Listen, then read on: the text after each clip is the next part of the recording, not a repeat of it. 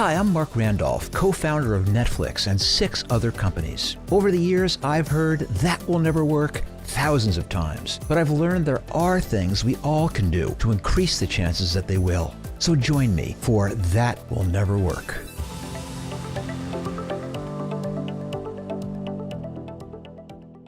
Well, hey everybody, welcome to That Will Never Work. This is kind of a different version of the podcast because I think this is the first time I've had more than one founder on. I'm joined today by a fairly unusual setup, which is 4 co-founders. In some ways, this is also going to be a catch-up episode, not about the condiment. I mean, we're going to be catching up with someone who I've previously spoken to. Astronade is delicious lemonade that costs 86 cents to package and makes a 12-ounce bottle of lemonade. We were selling it for $2. What are you doing with the profits you're making so far? Try and expand our delivery capabilities and distribution. This group of founders I spoke to nearly a year ago when I was a judge at a pitch competition. And I was so taken with what this team was working on, this big problem they were trying to solve, that I wanted to try and stay in touch with them. Folks, welcome. And what I'd love to do as the start here is I'd love you to kind of start off by maybe taking a minute and talk about who you were, what problem it is you were trying to solve, and what your business actually does. Thank you for having us on the show. We're a lemonade company that creates lemonade that is really good. And so, Julianne, I can tell there's something about your voice distinctive. I sound like a 9-year-old girl. That's exactly right. Well, is that because you are, in fact, Yes. 9 years old, or is it because you're actually 29, but you just have a very young-sounding voice? I don't know. I cannot sound like a 9-year-old. Julianne, in fact, is 9 years old, and she's joined by 3 of the other founders of Astronade. We have Zachary, we have Marc, and we have Maxfield. And Zachary, how old are you? I'm also 9. Maxfield, are you 9 as well? No, I am 10. Oh, yeah, he's the old man of the group. Unless Mark's going to surprise us. How old are you, Marc? I'm actually the youngest. I'm 8.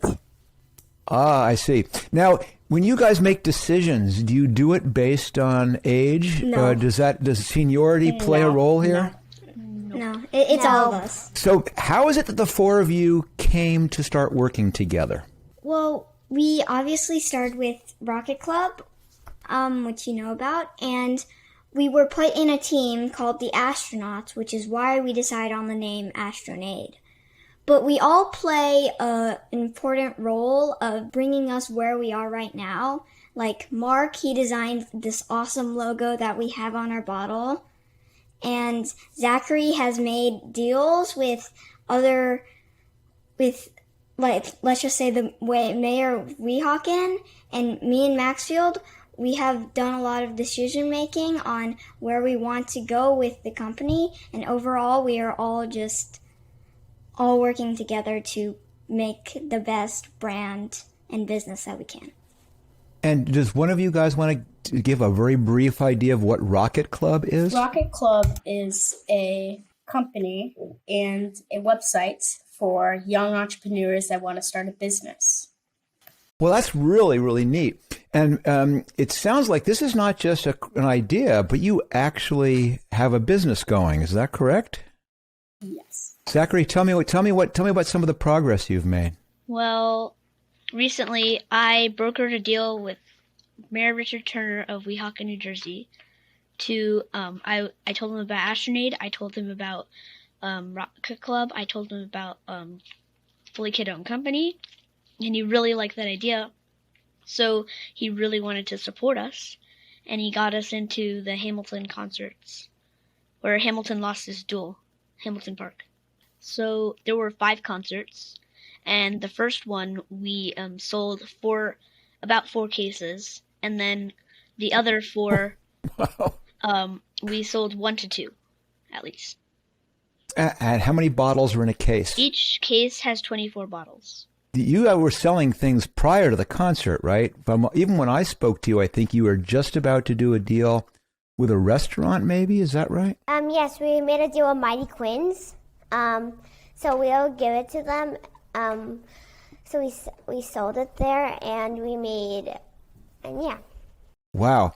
And so how is it that a bunch of 8, 9, and 10-year-olds could figure out how to put together a lemonade business? Because it's real. I mean, you have real ingredients, real bottles, real labels, real revenue.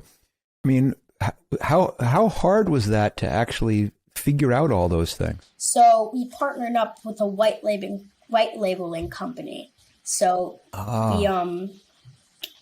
they make a bottle of lemonade and they put our label on it and send it to us. So we sell 24 bottles in a case. It comes with that. So it's $48 to sell to a customer. So that's how much you charge the customers. You charge for $48 a case? Yes, so it's just 24 bottles. And what does that cost you? Like, what does the white labeling company charge you for that? 84 cents. Per bottle, I assume. Yes.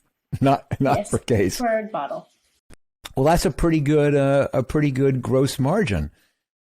Do you have other expenses that you have to account for besides the cost of the product? Mark, yeah?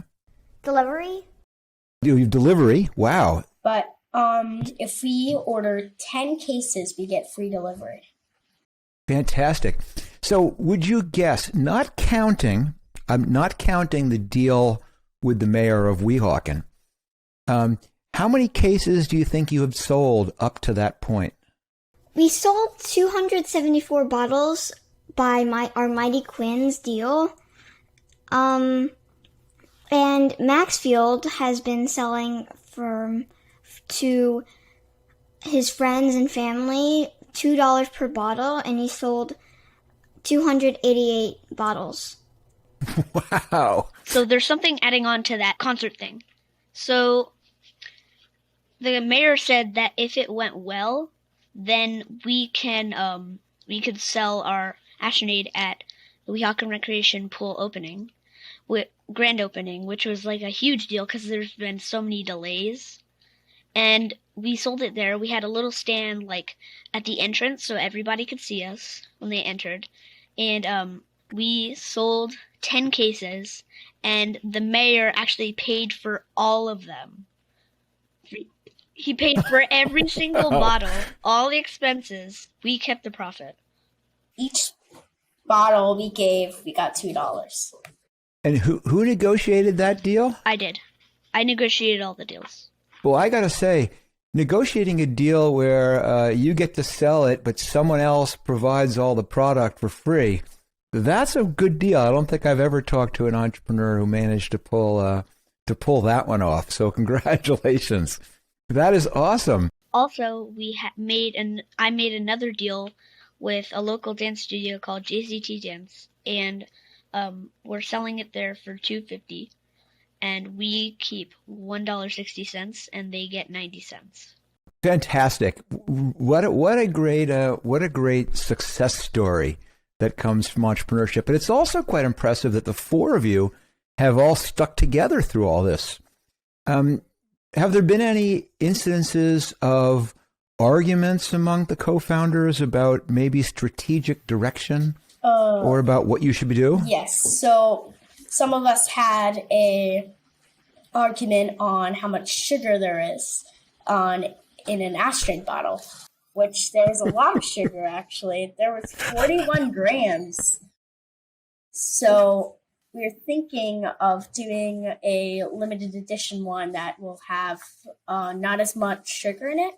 And we had a little argument on that for putting less sugar in the Astronade. So, Julianne, were you on the other end of the argument? No, but I was on the side where I think that there shouldn't be that much sugar in this Astronade, speaking that it's also supposed to be for kids. And during our lemonade stands, we saw that some kids couldn't get the Astronade because of its sugar level, because we sold it around like 3 or 4. What was the process that you figured out what the formula should be? How did you know how sweet to make it or how lemony to make it or how whatever? Mark, why don't you answer that So one? we got the manufacturer in Pennsylvania, and they just made the recipe, and they just give us the bottles, and we just sell them. Do people like it when they taste it? Is it pretty popular? Yes. Based off of our stands, people do like sugary things, but though some people, especially younger kids, they're not allowed to have sugar so late in the day, or otherwise they're going to be hyper, and then things happen. We've lost probably $25 of sales from kids not being able to have sugar very much. So it's more than I expected. Well, it's a really interesting problem, which is how do you balance the various reasons why people might want to buy a product? I mean, so much of this is your product positioning, which is really trying to figure out when someone thinks of Astronade, what do they think of? What's the reason they're attracted to it? And of course, one of them could be we go on taste, in which case you don't care about anything else but really how great it tastes. And certainly adding sugar, that's the American way. I mean, at the very beginning of the episode, I said this would be a catch-up episode, and I didn't quite mean that literally. I meant catching up with you. But, ketchup, the biggest ingredient is sugar, which is like a very surprising thing to a lot of people. In fact, it's amazing how many products we have every day have lots and lots of sugar into it to make them taste good. But a lot of other products, they make themselves positioning that they're healthy for you. And they've put all of their effort into delivering a healthy product and then talk about it as being a healthy product. And of course, there's a million different ways you can position a food product. Let me ask you a question about your positioning. How much focus is on the fact that this is a product that's been developed and is being sold by 8, 9, and 10-year-olds? When Zach approached the mayor was definitely drawn to the fact that we were a fully kid-owned business, which helps us make more business-to-business deals because they want to work with kids. It also helps their reputation as a brand that makes deals. Let's ask a question a different way.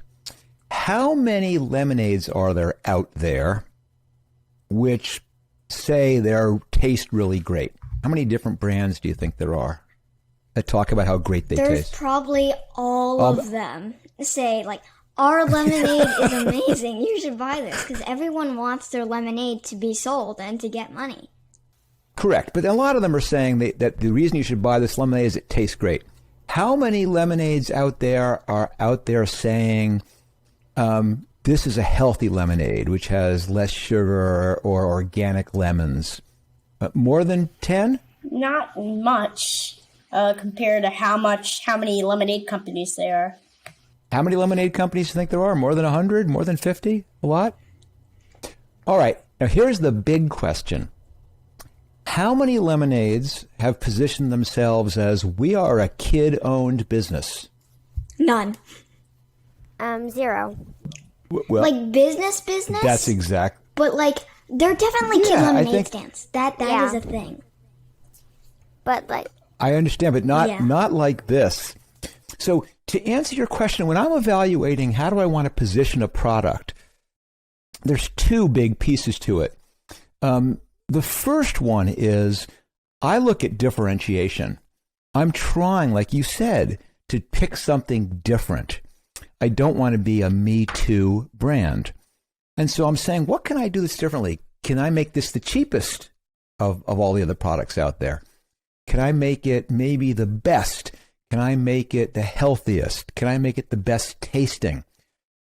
And in your case, it'd be very difficult for you to position yourself uniquely as one of those things. And so as you're looking at all the things you possibly could, you're being kid-owned is unique. That's really incredible. And as you're discovering, as Zach is discovering especially, it's a very valuable positioning, that it resonates very well with people, because not only do they order from you, but then they say, we'll order, I'll pay for the product cost and let you keep the profits. And believe me, Minute Maid does not get those kind of deals. The second thing is you have to pay off your positioning. In other words, you can't say, this is the best tasting lemonade, and that's why you should buy it, and then have it be disgusting.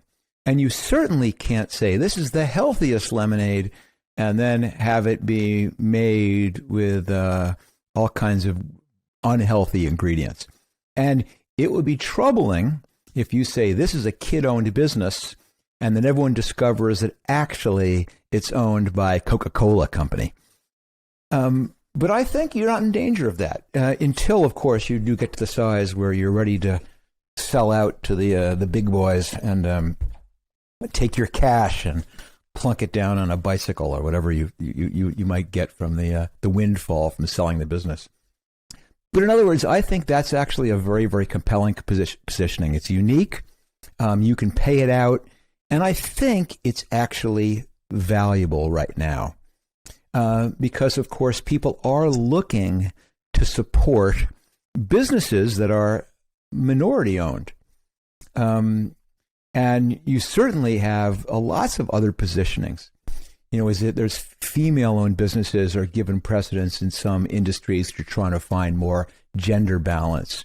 A lot of companies are trying to favor buying products from businesses that are owned or run by people of color because they're trying to make sure they have more racial balance in who they do business with.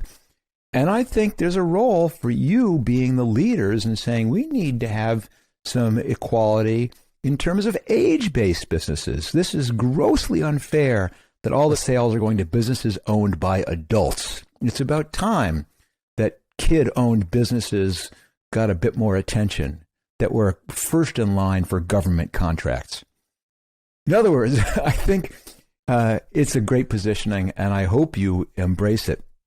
I'm a big fan in terms of selling products of public relations. I think public relations is the most powerful tool that people can use for getting publicity for their company, for advertising, for marketing, and do it at almost no cost. And being a kid-owned business is a natural.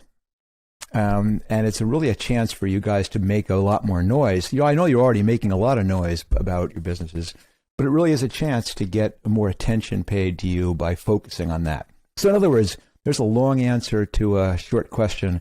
I think it's a very, very compelling differentiation. Is there anything else you're struggling with that I can help you with? Our model we picked is B2B, business to business.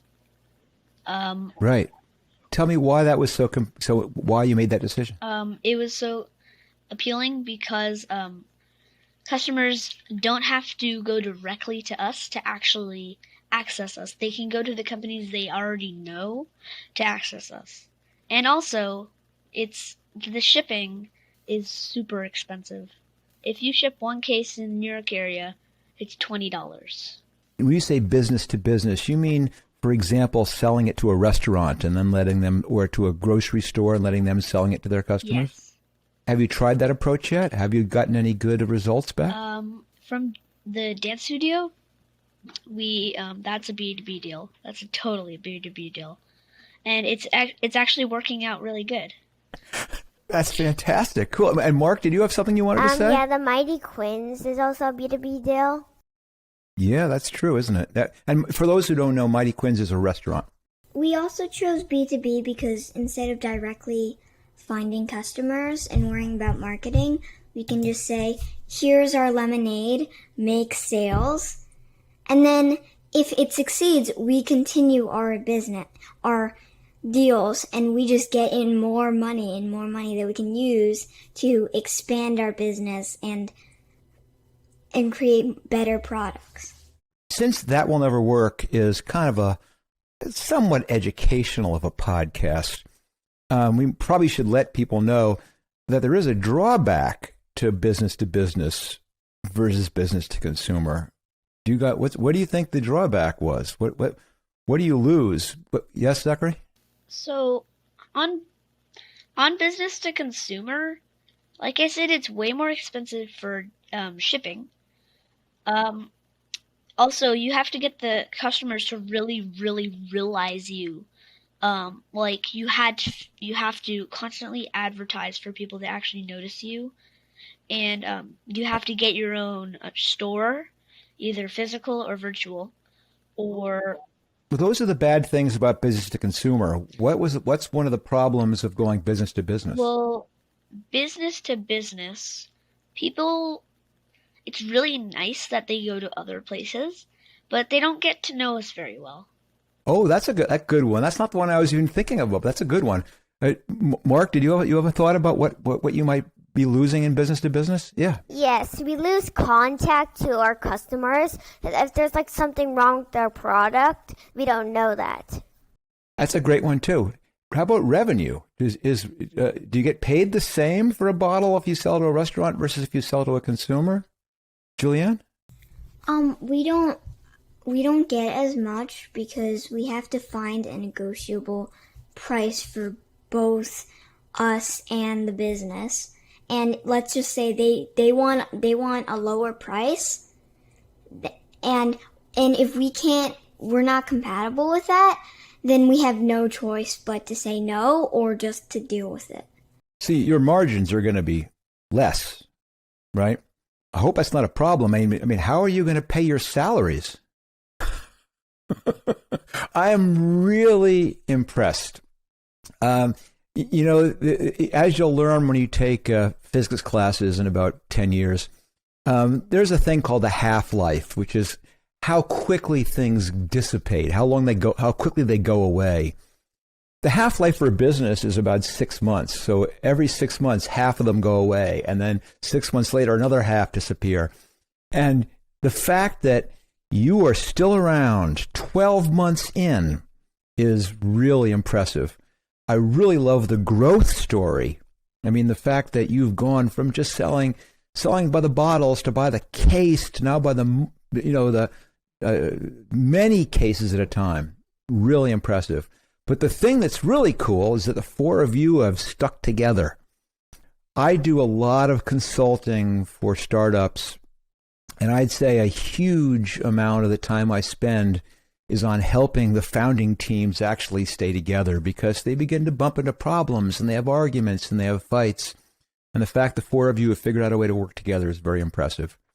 So I think this is great, and I'm expecting to be able to check in with you again in another 12 months. And all I have to ask is that you don't think you're now too big and important to want to talk to me, because I want to make sure that you still remember back when you were just at the beginning, what it was like. So as a last comment, Mark, you have a last thing to add here? Yeah, so before we had 10 kids in our group, but then and then 2 months later, since you had to take this extra thing, I think 4 kids couldn't do it, and they got out. And then Kenji dropped out 3 months later. Then because and then we got two other kids, which is we have Rohan, and we also have Zach. Well, you know how it is. Everybody wants to be a part of it until there's work to do. So I'm glad you guys stuck with it. Anyway, again, I'm going to check back in about, 6 months or so. I'm really curious to hear how it's going. Congratulations on all the success, and thank you for taking the time to chat with me today. And if you have any questions or would like to order some Astronade, possibly, you can go to drinkastronade.com. Thank you. Bye.